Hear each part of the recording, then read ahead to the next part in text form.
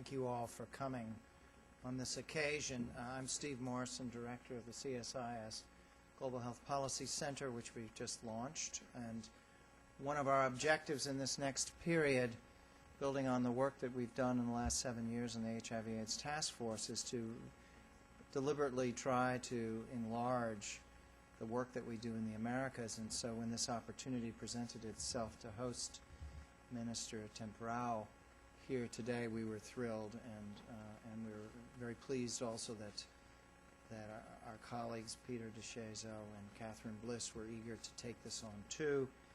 And so I want to welcome you all.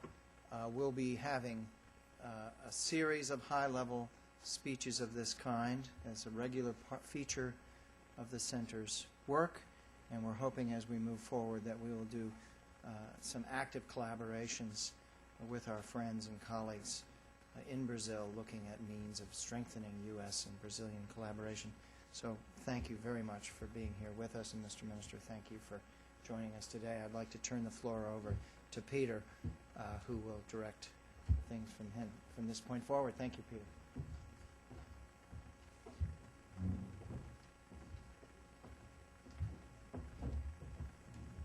Thank you very much, Steve. Good afternoon, ladies and gentlemen. It's a pleasure to welcome Brazil's Minister of Health, Dr. José Gomes Temporao, to CSIS. Senhor Ministro, bem-vindo. Estamos honrados por sua presença.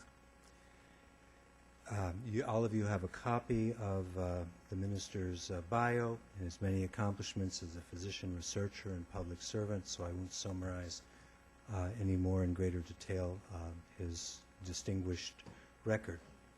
Before going further, I would also like to acknowledge the presence with us of His Excellency Ambassador Osmar Schofi, the Brazilian permanent representative to the OAS, and to his many distinguished colleagues from the Embassy of Brazil and from the permanent mission of Brazil to the OAS. I'd like to say a few words about Brazil and its leadership in the Americas to place Minister Temporao's presentation in context. Brazil, as we all know, is an enormous country with bountiful natural resources, extensive geographic surface, lengthy coastlines, significant portion of the Amazon rainforest, large energy reserves, and bountiful agricultural zones. Its creative and large population, nearly 200 million strong, has worked to make Brazil the largest economy in South America. President Lula's programs to reduce poverty and improve education have produced important results in promoting equality throughout the country. With advanced research laboratories, high-level engineering firms, and industries focused on airplane and automobile production, among others, Brazil's reputation as being cutting-edge is well-deserved. In terms of health research and policy, Brazil has been on the cutting edge for a long time. Brazilian physician Carlos Chagas, a century ago, discovered the illness that would become to be known as Chagas disease and identified the insect vector responsible for spreading the parasite in South America. His contemporary, the bacteriologist Dr. Osvaldo Cruz, linked innovations in research and policy, making important strides in the fight to control infectious diseases such as plague and smallpox through vaccines and sanitary measures. Most recently, and on the policy side, Brazil's efforts to reduce the spread of HIV among its population has inspired many countries grappling with the AIDS epidemic. The minister will speak today focusing on a very important issue of public-private cooperation in dealing with health issues. Following his presentation, the minister has graciously accepted questions, or will accept questions from the audience. We'll call on you one by one as we go.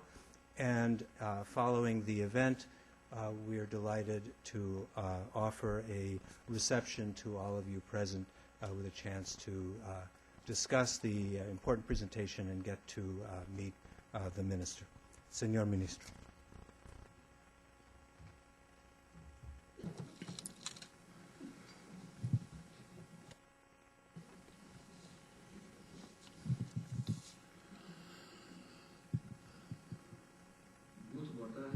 Good afternoon. I want to thank the invitation that was made to me by the Center for Strategic International Studies, an invitation that I accepted immediately because I consider a responsibility. It's part of my responsibility as a minister, not only to take care of the interests of the public health in Brazil, but also to deepen the cooperation to take Brazil and its health policies to be known by other countries. And I know about the interests of the United States of America in relation to Brazil, which is growing constantly. And I'm sure that our talk here that we'll have here is going to be very useful to those of you that are listening to me, but also to myself, because I may encounter new associations, probably a new partnership. It's one of the reasons I'm here. I want to thank very much the director of the Global Health Hollywood Center and the director of the Americans Program, Iter de Chagas. There was a reference made here to Carlos Chagas. We are celebrating this centennial anniversary of Carlos Chagas, and I'd like to say about the sadness of Carlos Chagas was never received a Nobel award for medicine. He was the one who found all the details of the disease, the clinics, the process, and the transmitter, and all the process that this disease actuates in the space. It was a brilliant discovery. But anyway, Paul Bush wants to say something to me? Yes, of course. I'm professor of the foundation, Oswaldo Cruz Foundation, the institution where Carlos Chagas developed his surveys. I'm a teacher of the School of Health for 28 years, but let's start then. I try to make a different focus that is usually a little different from what that the Minister of Health focuses.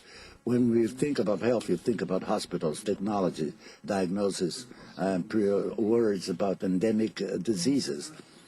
But I thought that it would be interesting to include in my presentation a little different presentation, the other side of a very important question, which is the interface with the market, its interface with the industries, with the private sector.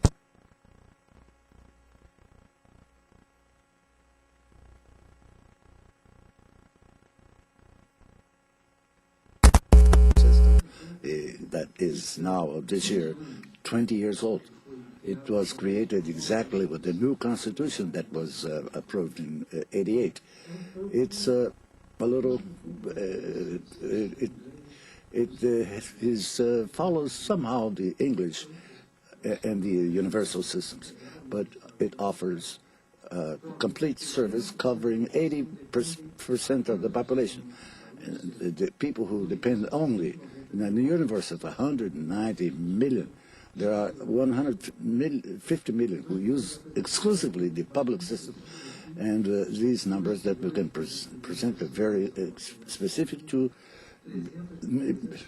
2 million, over 2 million, 300 million consultations. But I don't know, after the United States, Brazil is the largest country that does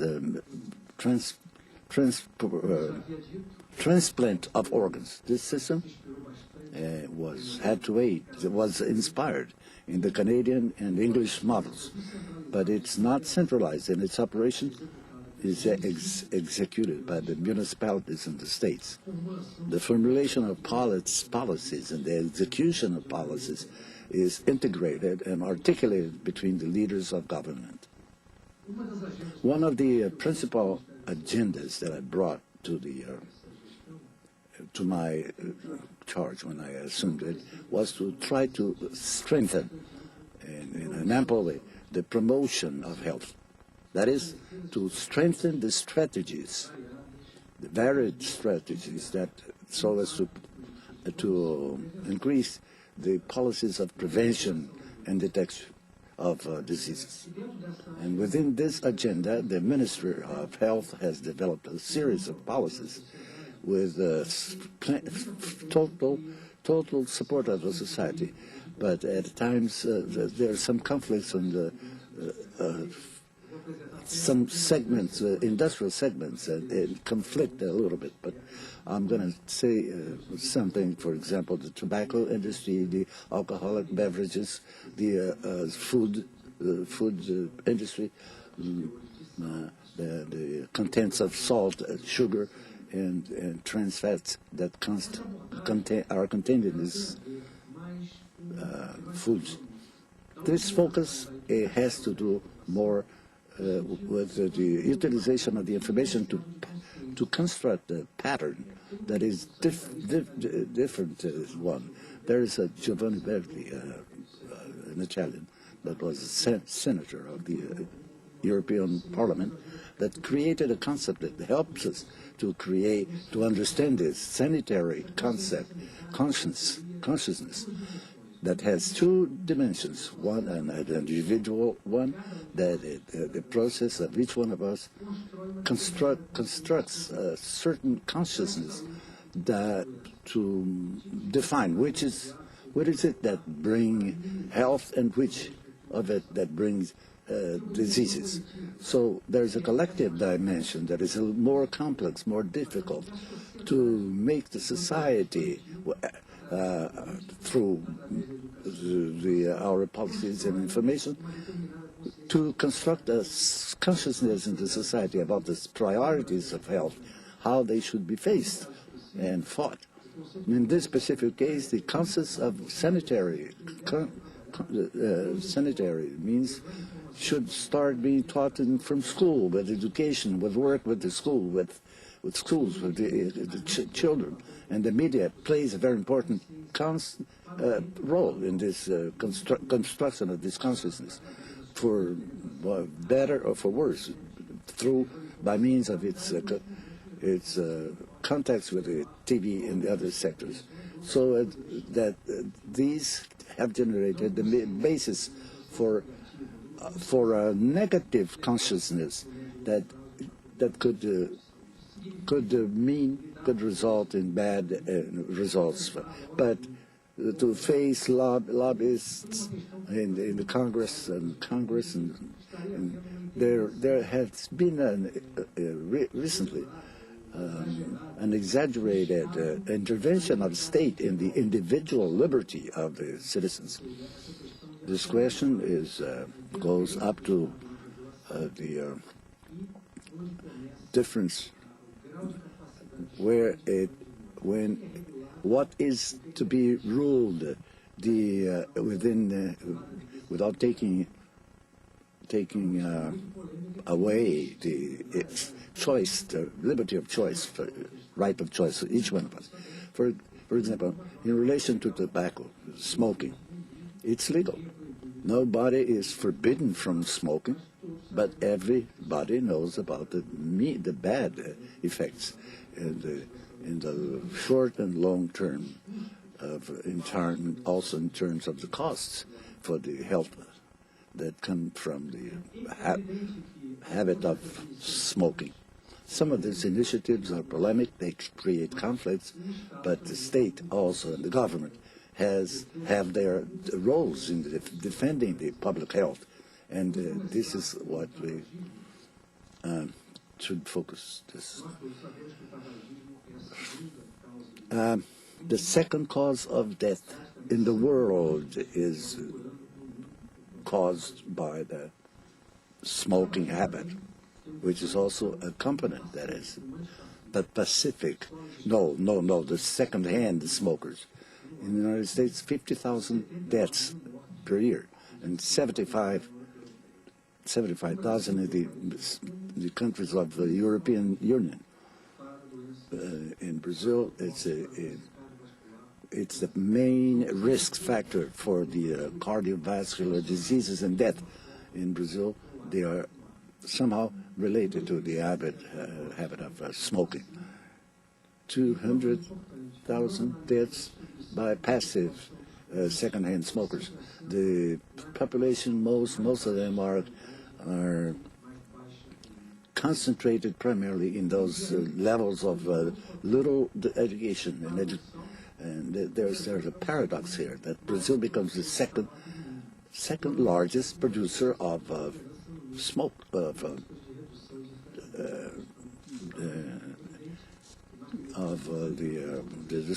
smoke material. We are 150,000 families in Brazil have lived for 6 years out of the cultivation of these products. So we have to find a way to alleviate their situation because our aim is to make these families that depend on this kind of thing, giving them other opportunities. This is a challenge. The tobacco industry is organized, structured, and that has worked for decades, trying to maintain the dependence of smoking, of tobacco. More than 300 million people in the world smoke, and 84% of them live in developed or in developing countries. This is a very aggressive attitude of the industry that promotes publicity and lobbies and all kinds of resources they have to avoid controls. The World Health Organization approved the first convention for the control of tobacco, framework convention tobacco control, that at this time is 164 countries have ratified these policies, the politics. So it's a very comprehensive policy. And our Minister of Foreign Relations, Celso Amorim, was one of the leaders that took, in the beginning of the work, that have taken us to this place. In other words, in the whole world, we have a consensus that we acquired about the tobacco, and this should include at least two dimensions: reduce demand and reduce the offer. So we have to act with the prevention in the interruption. Give attention to those that depend on the tobacco so that they quit the device. The protection for the second-hand smokers and the due control of the tobacco products. The measures to reduce demand, one of them is the price. In Brazil, for example, cigarettes are very small, very cheap, one of the cheapest in the world. The economic sector wants to take to contraband and falsification of products.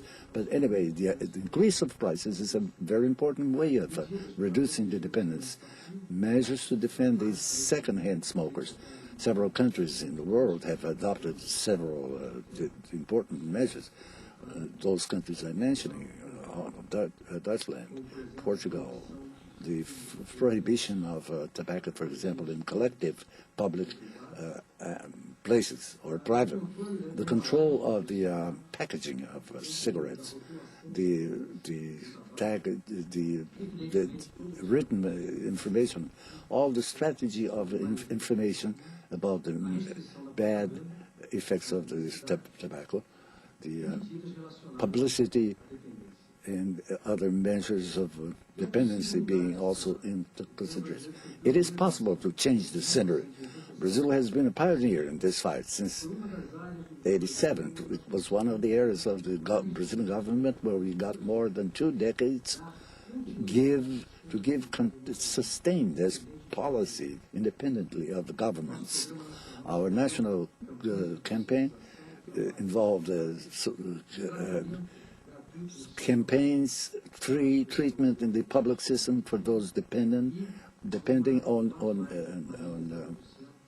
tobacco, and those that need the right information for those that need it. The Brazilian laws are very rigid. We have a legislation that forbids smoking in closed places. So, but there's a hole in this law that has to do with the specific designation of spaces where the smokers could smoke.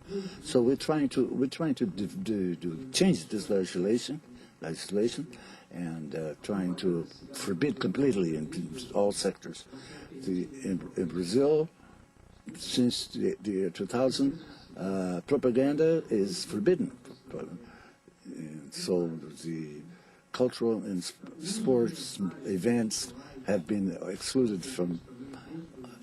Since 2001, other prohibitions have been added. So Brazil has been a pioneer in including images in the packs of cigarettes. That is by law, and and there's also a telephone for those who want to call and find out all this information about the bad effects of the tobacco. So all the information is contained in the lower part. So we make several periodic surveys to see what the evaluation is, and it's very curious that the last one that we made, the smoker said that we have to radicalize, that the images are not sufficiently impressive, that should be strengthened. In practice, what do these numbers mean? The prevalence of the smokers, which have 34% to 16.7% was the decrease. The incidence of lung diseases have decreased, and those who visit Brazil can notice that. Second point, the alcohol industry. Brazil is going through a very interesting, a new law promoted by President Lula that we established what we call, it's not the right denomination, but Vox Populi, Vox Dei, the dry law. What does it mean? The first impact, Brazil has 35,000 deaths by traffic accidents per year. Half of them caused by the connection between the alcohol ingestion and driving. So we spend about $40 million a year in treatment, $3 billion approximately, with international cooperation. If we analyze the social and economic losses, this law that was sanctioned by President Lula in June 2008 has an objective to face what we consider an epidemic. It's one of the most rigorous in the whole world, and there has reduced to practically zero the tolerance of alcohol in those who are driving. So it's 0% in the per liter. The fines, retention of driver's license, and if the driver has more than 0.6%, he's under arrest immediately.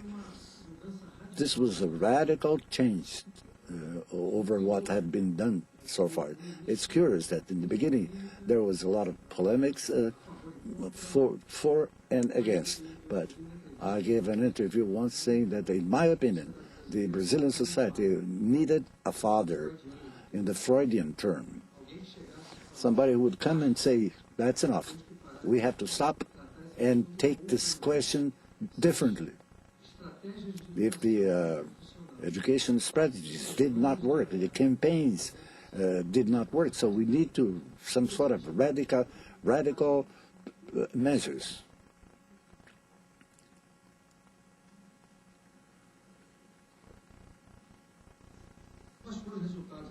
The results so far. We have a drop of 15% in the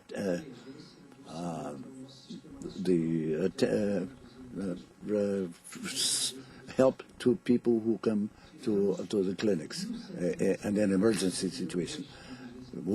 There was a significant decrease in the number of accidents, and in 2 years we saved more than 50,000 reals, and we had a reduction of 6.6% in reduction of traffic disasters, and there was also a reduction in the fights or violence against women and children. There was a decrease there. There's a big debate. I have four sons, and I've noticed that there is a different behavior going on now. People now know that if they take any amount of alcohol, just a little glass of beer, and if the police stop them, they can be punished severely.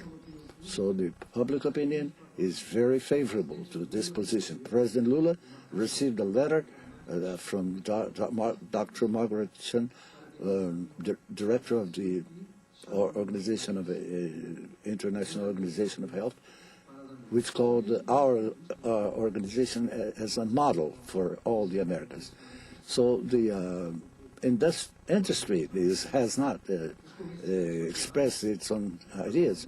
The businessmen hate the other day I was celebrating the birthday of a friend, and a waiter came to a friend of mine and says, "Talk to the minister, please talk to the minister, see if he relaxes a little bit this severity, because our business has fallen a lot."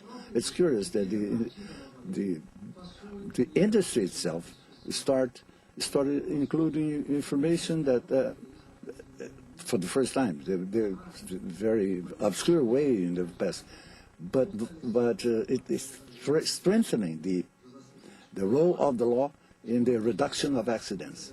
The taxi drivers have never gained so much money because everybody's using taxis now instead of driving. There's a thing that is very complex and complicated in the relation with drinks industry. The Ministry of Health has elaborated a project of law that is in the Congress, National Congress, that according to Brazilian law, every drink up to 12 degrees, the sack has only those distilled, those that have more than 13 degrees have a relation of which exposes children and teenagers to a very high degree of propaganda. So Switzerland, for example, forbids any propaganda on TV. Mexico and these countries that I mentioned, they regulate the way and this is what the Brazilian government wants to do. There's a position and there's a council of high regulation of publicity that defends its economy. But we know that not always the strategy works from a perspective of public health. There was a lot of polemic too, saying that the government wants to eliminate the freedom of expression when it's intervention. Yeah. The MS recommends the countries that the alcoholic beverages should be regulated and monitored and revised by a governmental agency. It's curious and interesting. In this picture, we sent the project, and this bill is going to be discussed, and it's going to be a very polemic question, but some of the industries in Brazil, after the law and its results, have changed its strategy of publicity. It's more discreet now, and always calling the attention to the fact that if you're going to be drinking by law, you cannot drive. So there was a big discussion last year, lots of polemics between the industry, myself, and the media. But it's interesting that this dry law came as an additional factor that is interfering in the publicity strategy of the market. Like the market had a complete understanding of its social role. So the public important is that the public opinion supports and propose a new agenda, which is positive.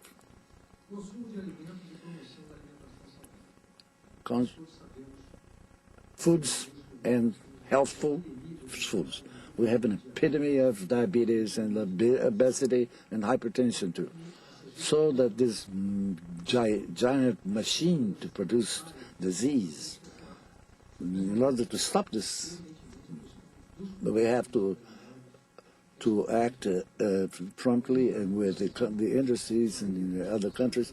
In Brazil, 42% of the capitals in Brazil have excessive weight. 13% of the population of the capitals is overweight. 20% have high blood pressure, and we could avoid 250,000 deaths per year if we could give them the appropriate foods. So the industry and the productive sectors have to cooperate in the information to the population. The pattern of changed a lot because the woman is now in the market, in the work market, and this means that there is a lot of ready to eat food, and there is not enough time to cook at home many times, and then this results in several problems, including salt, vegetable oils, and cookies, and increases from 10 to 19 years of age are very affected by this. So people eating out, fast food. It's curious. The national survey on the families that are benefited by one of the most important programs of President Lula, they have amplified their access to increase their access to some foods and some nutritional. The families follow the same pattern of the Brazilian population in general. So there was an significant increase in consumption of sugar and oils, and an increase in not so big of vegetables and some seeds. And this picture illustrates the variation in the percentual participation. Some sectors for 75 to cereals and beans that is very much consumed in Brazil, tubercules, animal fat, and simple foods, and all of these meats, milk, and other products, including refrigerators. Refreshment.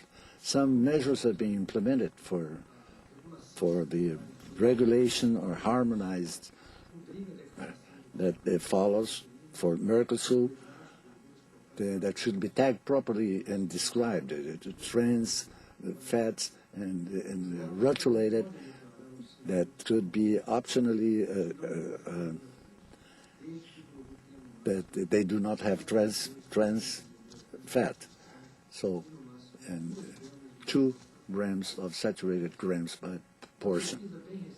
Very recent survey by the University of Brasilia in 2008 showed that 43% of the margarines and filled up biscuits and cakes and contained trans fat higher than those indicated in the tags in the raw food. The Agency of Sanitary Vigilance made a public consultation, and it's doing a public consultation that came out on the site of the agency for 30 days.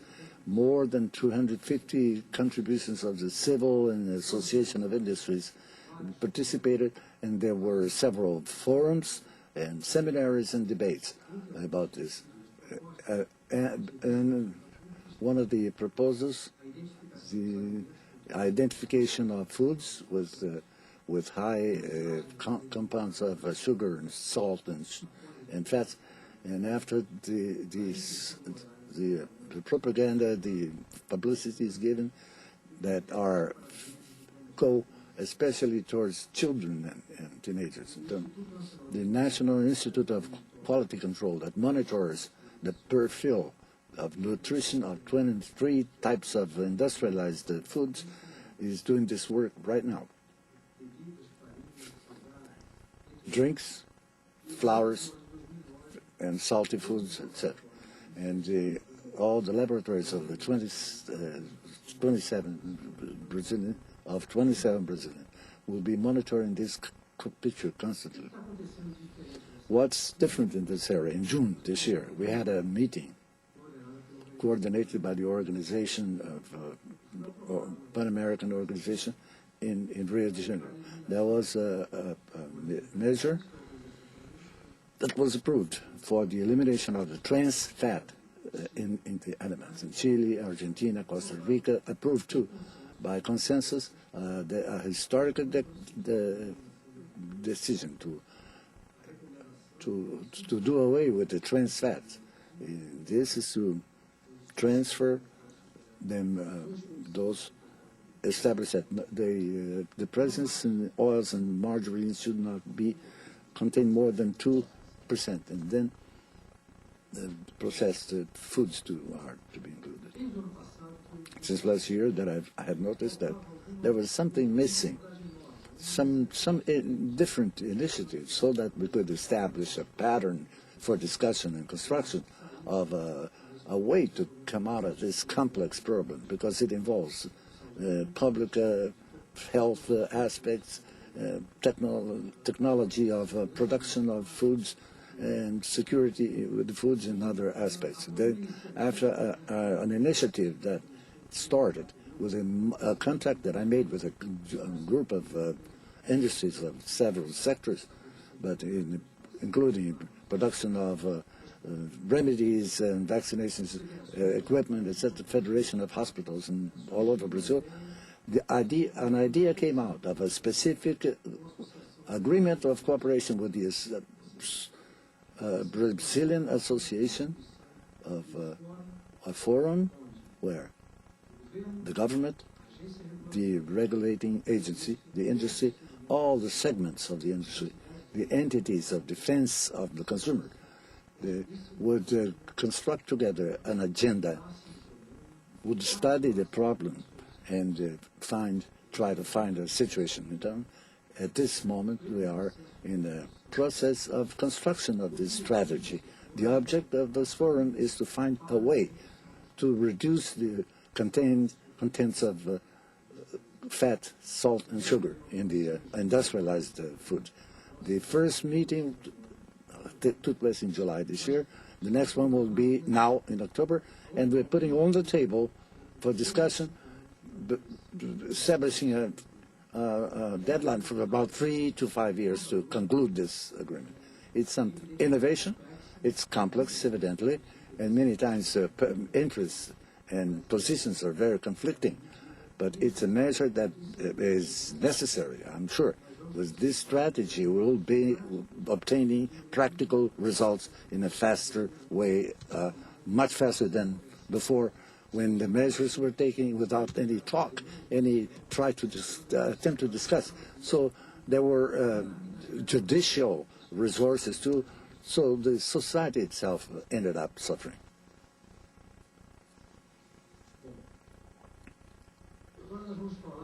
Now we're going to talk a little of another question, the health.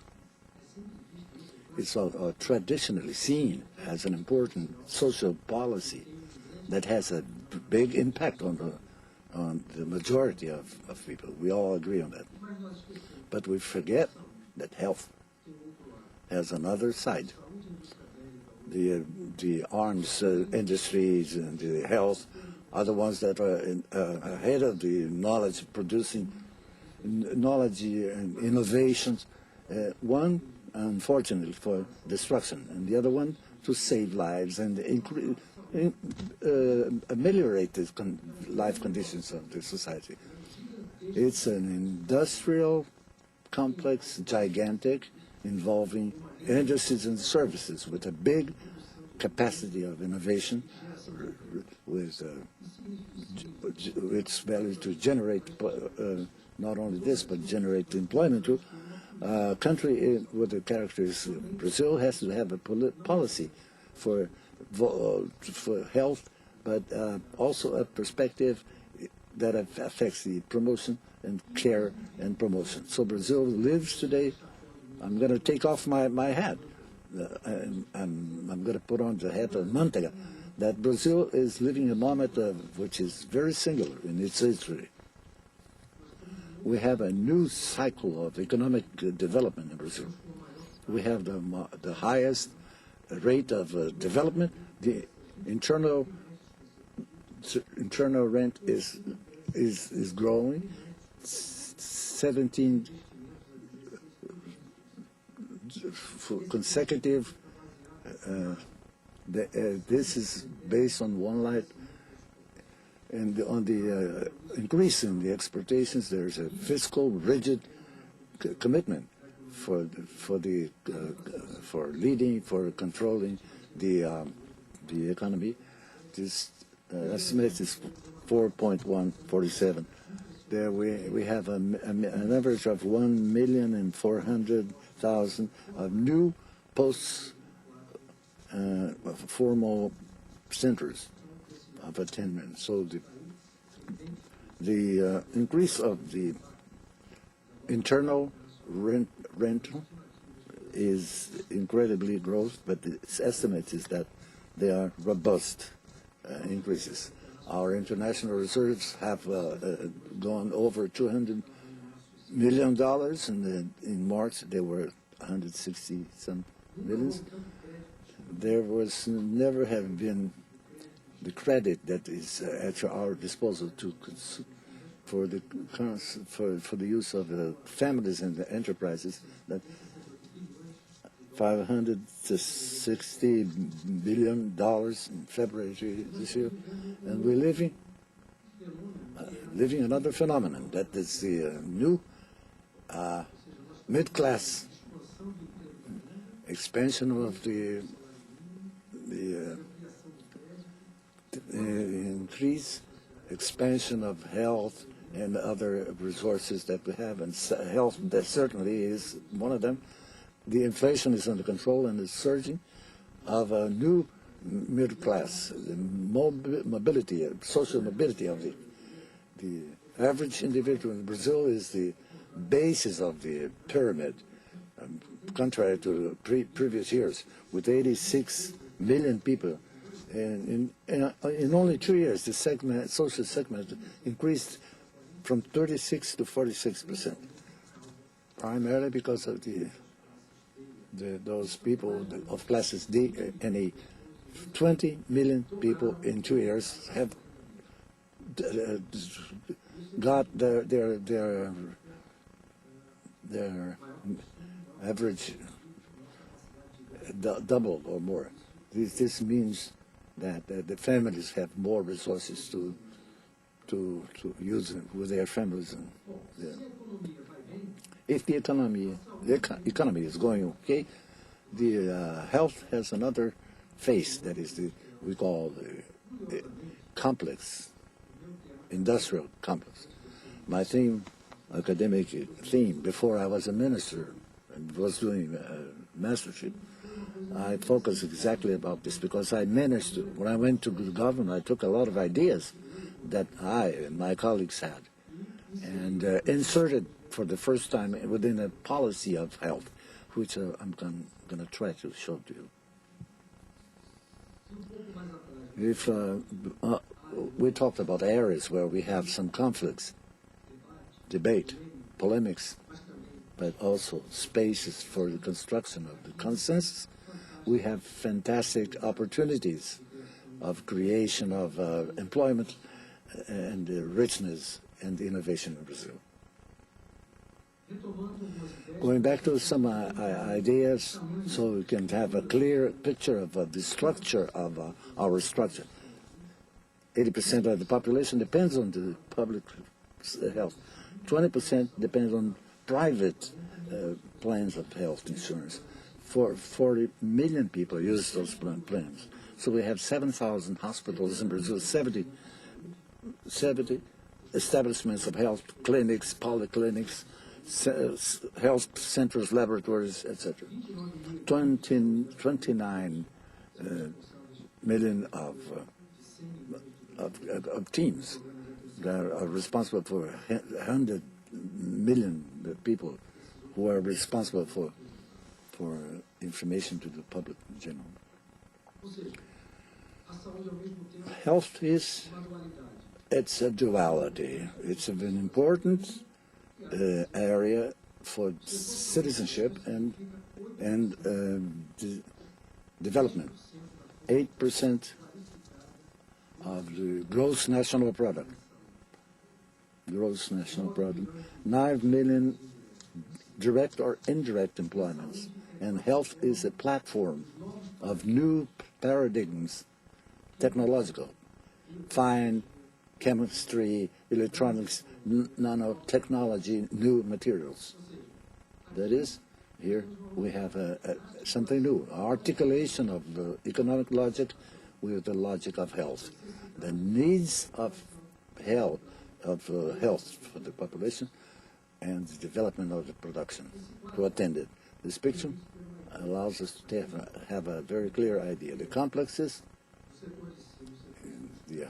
on the top, the industrial sectors, pharmaceuticals, and that produces remedies and stuff, and the vaccination industry, the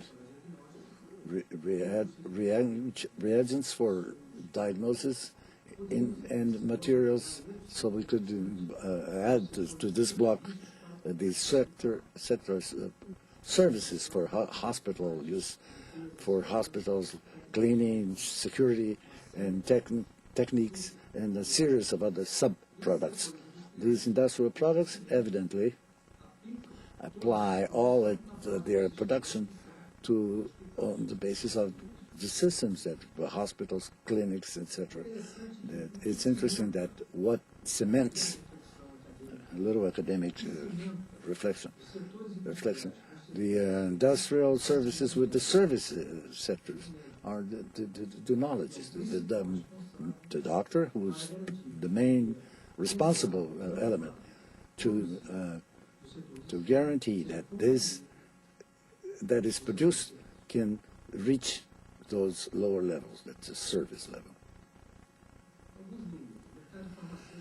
Pharmaceutical market in Brazil, growing in a sustained way. Very one of the in Brazil we have one of the 10 most important in the world. Something new. It's contrary to the decades of 70, 80, and 90. For the first time now, among the 10 main industries, pharmaceutical industry, we have 4 of the national, 5 among the of national capital.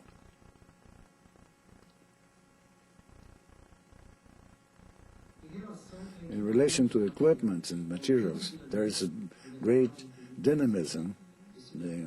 More recently, a market that goes around $5 billion, prevailing the small and mid-term size enterprises with investments in technology, and it's important to call the attention in Brazil. The state is responsible for the purchase of 50% of the production of equipment produced in Brazil or imported. The power of acquisition, it's a very important differential here. The commercial balance is here. Imports are more significant than those exports. And so we have a negative tendency here, which is very important. In the same way, this is only a reference to call the attention for the immunization program, which is one of the most important in the world. These are only some information. So this is under something. Every year, Brazil gives vaccination to the 80% of all the population of people over 60 years of age. This has reduced drastically the pneumonias and other diseases. Brazil is making a campaign, is finishing up a campaign for the eradication of the German measles, and the syndrome. We are concluding the vaccination of 70 million Brazilians against the rubella, which is the largest campaign of vaccination in the whole world. We're just finishing it. Reagents for diagnosis. The national production is stationary, has an important development of imports, generating a deficit in this area, specific area. On the other hand, the public policies have taken to the reduction of child mortality in 50% in the last 20 years. This life expectancy increased to 73 years. The public budgets on this field is $70 million. So there is an increase here. And there is a perspective, like the numbers I've showed, the explosion of the demand in the sector of production. It's a challenge and an opportunity at the same time. This is the sectorial balance of all the complex, unified complex of health in Brazil. We have a accumulated deficit that in 2007 was about $5 billion negative. These numbers preoccupied the Brazilian government. So we want to express a significant part of what we import. There are no barriers to this import. We can import, and where there are barriers, then we want to attract enterprises to make partnerships and produce in Brazil, and to work in Brazil for the public sectors of. I was in India last month, heading a group of Brazilian technicians in contact with the National Bank of that has twice as much as the World Bank, 80 billion. BNDES is a big financer of this strategy. Brazil imports significant part of these active parts for production of generics. We import from India and China, primarily from India. And we want to attract those Indian businessmen to produce all these things in Brazil. But Brazil is now preoccupied with the economic sector is not as important, but the deficit in the capacity of innovation, the lack of balance in the Brazilian capacity to develop new technologies. And so we definitely need partnerships. The percent participation, active principles for production of medications next, equipment and materials, vaccinations, reagents, derivative products, and that they compose the deficit. Very briefly, a very fast idea of the commercial balance in the in a comparison between Brazil and the United States.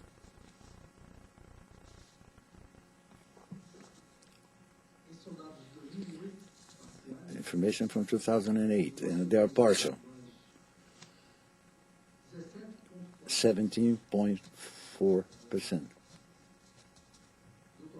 of the total of Brazilian exports went to the United States, and 24% of imports, Brazilian imports, came from the United States. So the importance of the United States in our deficit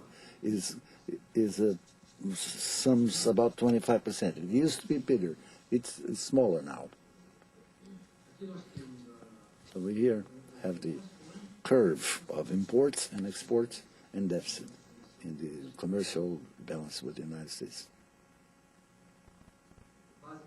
Basically, our commercial balance involves active principles with the United States, medications, components of materials and components. Brazil imports a lot of image tomography, resonance, echocardiograms, and other equipment. Something about reagents for diagnosis, and a reasonable amount of vaccinations.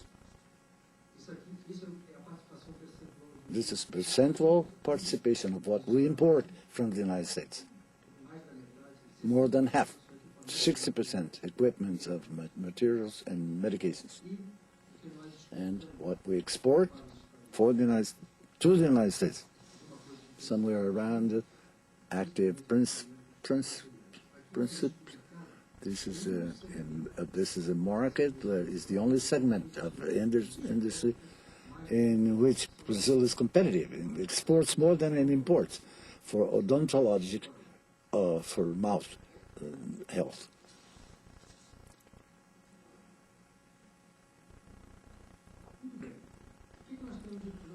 What's new in Brazil? First, we have health as a central component of the new policy for development launched by President Lula in April in Rio de Janeiro. Commerce and industry policy that comes from 2003, the National Bank, only for the medications there was a line of credit of 3 million reals, and the policy of science and technology, there is a priority for the health. And then for the first time, the health and this dimension of knowledge, innovation, generation of richness is dealt with in a priority manner, different from policies of other policies. So there's a central role involving the health and the strategies of the Brazilian government. Within the health policy, this is a very simple scheme of the 7 main components, blocks that compose the new policy of health approved by President Lula last year. So you can see their actions for promotion, attention to health, national cooperation, qualification, generation, administration, for teams, and a specific chapter about the complex industrial and innovation in health. What do we bring? First, the size of the Brazilian market to 100 million inhabitants. Platform for the Mercosur, for Africa, for Latin America. Second, Brazil has a tradition as a productive field. Who could imagine that Brazil one day would be the third largest producer of airplanes in the world? Who could imagine that?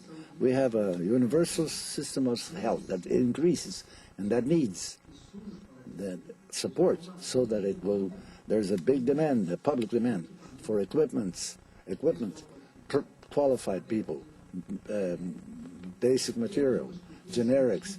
We have a scientific and human resources that are very distinguished. Brazil has 9,000 new doctors per year in papers and magazines are divulged these things. We have a regulation system that is very well structured. Our agency is very, very well organized. That changed in the last years, changed radically. The regulation in the area that was evaluated by the business sector with full approbation of its of 75% of degree. As stability, growth, reduction of disequalities, equality, social equality, the new middle class will demand more series of products and medications that that was not accessible to it before. So this is the complex situation of the national policy. We have something new happening in Brazil at this moment, the confluence between health, innovation, and the industrial policies. It's curious that the president of Luciano Coutinho of the National Bank is an old colleague of mine and very much interested in these sectors of health. He's a defender and a knowledgeable person about the interface between health and development. Evidently, Brazil is open and wants to establish partnerships and is establishing partnerships, but evidently we have a focus. We have some principles that we want to put on the table for discussion for the construction of these partnerships. Brazil is not going to be only a simple buyer of packages, but we want to form partnerships to develop surveys and developments. So these partnerships should be made with local investors. This is in third place, a reduction of the deficit of the commercial balance, but mainly that would bring benefits to terms to the health, people in general, with regulations on the whole aspects and respect to the laws that exist. I think I have extended. I tried to speak a little slower for the translation, but I would normally speak more faster. But I'm not have expanded a little bit. I'm at your disposition for questions.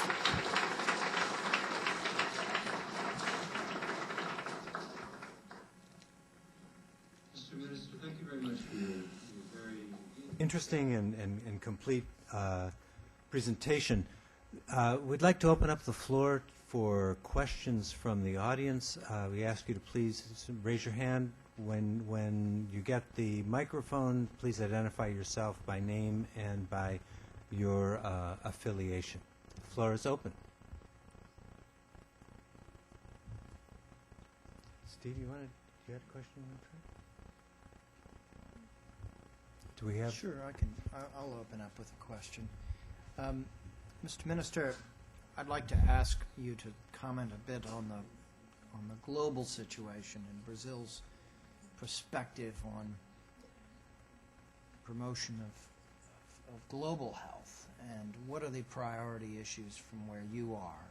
We've got obviously quite a bit of attention in this last phase on control of emerging infectious diseases, avian influenza, surveillance and detection efforts. There's a lot of other, many other issues. You mentioned the tobacco framework. You also have a special position as a country in terms of your relationship with the Lusophone community. We heard from one of your aides about the effort to export and help create new production capacity in Mozambique and elsewhere.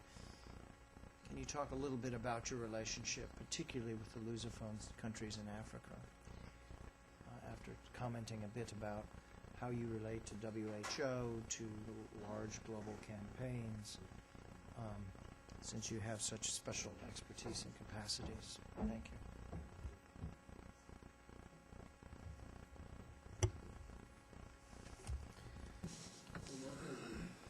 It's my pleasure. I should start from at the end. Last year, when we opened the World Public Health Conference, President Lula opened up with a speech, and before thousands of Brazilian and other foreign experts, he launched a challenge. He said that we should do accumulated knowledge, experience accumulated by Brazil in the last 20 years on this sector of health, public health, should be also put to the service of those poor or less developed countries. So we're working in such a way, very, very strongly and very seriously to meet this challenge. In first place, trying to strengthen our presence and our relationship with those international. So we were part of the executive board of the World Organization. So we have just left a council of the directory, Pan American Directory, Pan American Association of Health. Dr. George Bermudez is president of the sector of medications and antivirus. So Brazil sees in the occupation of spaces of these, in the institutional, in our presence in these countries, in these four international forums of the United Nations and other organs of cooperation, Brazil sees it as extremely important. So in second place, our participation in Mercosur, where health has a very important agenda, and Brazil supporting several countries like at this time Bolivia, Paraguay, and Ecuador, for example, which are now learning from us how we constructed our system, how could it possibly help them in this towards the necessities of each one of them. We have a partnership too, very important, with Haiti. Brazil is making a good work in Haiti, and the sector of health is a very important component of this cooperation. Specifically with Africa, we have a good work going on with the Portuguese Africa. Last week we had a meeting with the ministers of health of the community of the Portuguese language in Africa. So we have a plan of work, but we have already some practical work being concluded. Foundation Osvaldo Cruz in the area of National Institutes of Public Health and formation of strategic groups for future administration of ministers of health of those countries. A very important information is that, not first-hand, but for most of you it could be. President Lula will be on October 16 in Mozambique, Maputo, announcing a donation of the Brazilian government, which will permit the construction of a factory of retrovirals, so that country can combat that disease, and that this factory will also be giving its aid to other countries, and with the help of the basis from the Foundation Osvaldo Cruz. So the question of international relations is so important that it's a specific chapter that we had the approbation of on the part of by President Lula. As for the challenges, I would pick one, because they're so ample, so big. I've been in the public health field for 30 years, so I could be talking here for 2 hours, but the challenge of Brazil at this time is to reduce the inequities, the differences between the several societies. So a Brazilian choice, in the last 15 years, we opted to strengthen a primary focus on a certain concept that is disseminated that confuse the medication for poor and medication for the others. No, it's not that. In an organized system, it should be an open door with ample access for great capacity of promotion and prevention, to taking care of the main problem in the sector of health care. Our problem covers 100 million. We have all these agencies. We have 29,000 doctors and nurses working in these groups. We have 16,000 dentists and technicians in oral health. So this has brought a tremendous impact in the reduction of child mortality, and it's increasing the life expectancy, reduction of diarrhea and pulmonary diseases. So it's a program that we bet that will be a universal one. This is not simple because there's a dominating ideology that think that health has nothing to do with hospital. Hospital has a very specific sector, but I would say that an effort.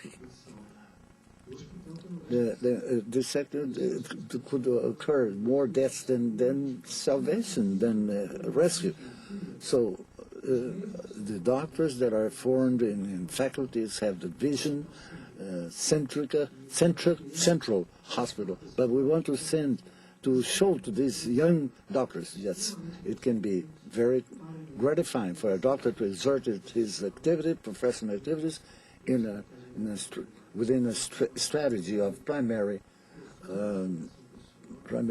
value, which can bring benefits to him as a professional into his country.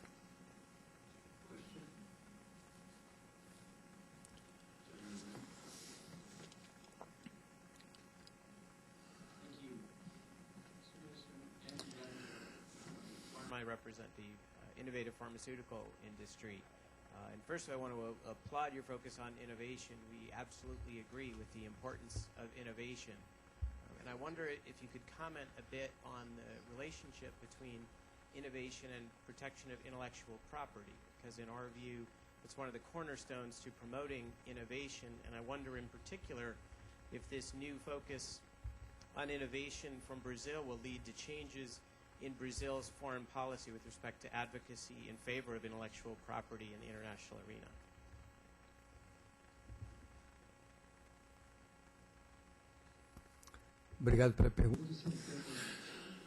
Thank you for your question. This theme, if we could qualify it, if we could use a thermometer, it's a very hot one. 100 degrees Fahrenheit. This is the theme. The agenda itself of the World Organization, and Brazil had a very important presence there. I would say that I don't see any conflict in this question. I think we have, on one side, it's very important for me to be telling you here in the United States. On one side, we have big pharmaceutical enterprises that invest a lot of the money in new therapies and development of new things. This is absolutely important for the future of medicine and public health. And it's evident that those enterprises have to have a compensation adequate to its stockholders. So these are the patents and patents and other things like that. Billions of human beings must have access to the new technologies. So it's just that they have. It's more than fair. How to guarantee, how to feel, how to face this situation. We have to have the capacity to build financing instruments, spaces for negotiation, creation of special funds to guarantee that the degree of actuation of the sector that produces, that studies and produces knowledge for the world be sustained. But Africa, Latin America, Asia, the whole world should be beneficiaries of this development. Otherwise, we'll live in a world where the largest part of the population will have precarious access to a technology that is already being that is already obsolete, and that in a very small group of people who and nations, societies that would have access to this. This is looking at the world from the point of view of a sanitary specialist. So to guarantee that the system work and respect to property, intellectual property, and also a big giant could be a big solution to this problem. Specifically in relation to Brazil, there is nothing in this proposal that would change a simple comma in what's been established by Accordo Trip and Rodada Dove. So I'd like to make a talk about a little bit compulsory approval of anti-retro medication that they said, and that those foreign investments would disappear with all these in face of all these rules. But on the contrary, the investments have increased. The transparency, the frankness, the honesty, the rules became very clear to every party: the government, society, industry, the investors. So so many people that try to look for me came to me trying to open new enterprises because they know that those measures were very specific, taken at a very special moment. So they were rigid, because previously there was a rigidity. One more question? Mais uma pergunta? Eu tenho o prazer de trabalhar no Brasil e de trabalhar com o Ministério. I have the pleasure to work for Brazil. Thank you very much. Those two versions that you talked to my question, the collective participation of the private and the industrial, how does this in the future in terms of financial capacitation, which is the relative role of each one of those sectors? It's very important too. In reality, the participation of the public sector in the production of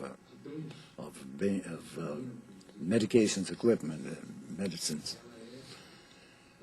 is very little expressive, but it's important in one segment. In the segment of production of vaccinations. It's curious, but for historical reasons. In this time in Brazil, there are only factories, state factories, for the production of vaccines, immunizations. This happened in the year 80s, when the only private enterprise, manufacturer in Brazil, private, closed its doors, leaving Brazil in a very delicate situation with lack of production, enough production. So the government, that was the military government, created a problem, investing something equivalent to $300 million. And Brazil now produces the largest part of the vaccinations it uses in the national program of immunizations. What is interesting, even the public sector, that is basically a Fiocruz, which is a laboratory called Biomanguins, and this Instituto Butantan, that is in São Paulo, even those two state laboratories, in the last few years established partnerships with the multinational enterprises, Klein and Vets Pasteur, to transfer technology and production of the vaccines in Brazil. So the vaccine against the Morpholostat B, Rota V, in this moment is in the process of transference to Fiocruz. So the antivirus, anti-flu is being transferred from the French laboratory to Butantan in São Paulo. This is an area where we can do some more work. Not that the Brazilian government, to produce this in Brazil has to be such and such model. Novartis, no, has announced that it will start a manufacturing in Pernambuco, an investment of 1 billion reals somewhere around them. I don't know what the rate exchange is in Brazil. It's about $500 million. So evidently Brazil is open in this area of biotechnology to partnerships that could has its focus the partnership with public sectors, but also it might eventually, in another design, attract to people to Brazil to produce right there. So we have, yes, vaccinations. We have a joke that we say jabuticaba, which is a little fruit that only exists in Brazil. Brazil has a network of a public laboratory for the network for the production of several medications that was founded as several when João Pedro I came to Brazil, one of the founders of Brazil. So was founded. So the generics are made since then. But the confection is very important, with the exception of 3 laboratories. So the Famanguinhos, the Fiocruz, because it's a laboratory that besides antiretroviral, it actuates in the development laboratory in Pernambuco and one in São Paulo. So there are 3 of them that have a degree, different degrees, but they call the attention because they produce only generics for these health programs of the Ministry of Health. They don't compete in the market with the private industry. So it's the orders come from the Ministry of Health. Only to finish up, I remember now, one of the main dependencies of Brazil in this area is GMO derivados. Wow. The importation of factor 8, factor 9 immunoglobulins. This is a very serious problem because this market is very complex. And many times our demand is, the offer is not, doesn't, so the government therefore decided to create a factory for derivatives that should start working in 2010, also in Pernambuco. Gentlemen, for having come. Please let's once again express our gratitude to the Minister for his presentation and for his presence here.